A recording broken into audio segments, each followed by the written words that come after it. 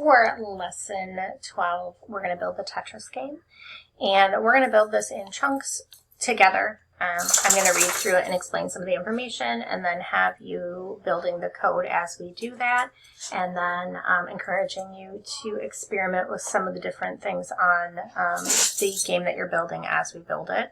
We will build it in a separate area again. We won't build it within the lesson. I like to build these off in our own projects, so you just have a full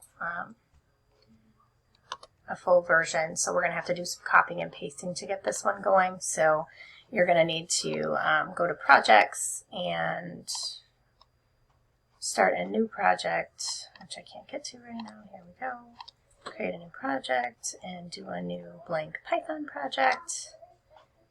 And the first thing before we even get started with anything, you're going to name this Tetris. And then you could add your name to that, make it easier for me. And then we're going to copy this initial code that they've built for you. So with the initial code that they've built for you, they have set all of these shapes. So if you look, they have shapes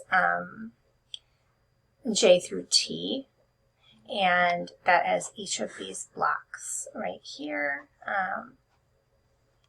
getting them all set up and ready to be drawn. So you can just call the blocks and then the shapes that they are without having to worry about building those shapes yourself, because they're pretty complex. And then there's some other variables that are going to be set up in here. Blocks, the sprite shape, which is this basic sprite shape, and then you'll start putting in some dimensions. So unlike the other tutorials, this one's going to have you be doing a lot of code yourself here, and you're going to see here's variables that you're going to put in. So you're going to have to declare this. You're going to have to show the block. You're going to initialize a variable called letter and shape, and then you'll move into these dimensions.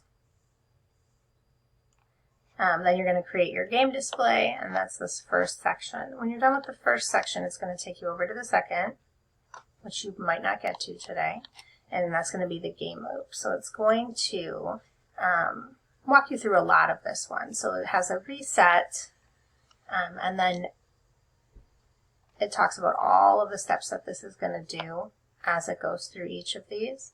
Then there's the drop function. That's also coded for you, but then it's going to walk you through. And I encourage you to add some comments to explain what is actually going on based on what's being explained here, so you really understand what's going on with the game.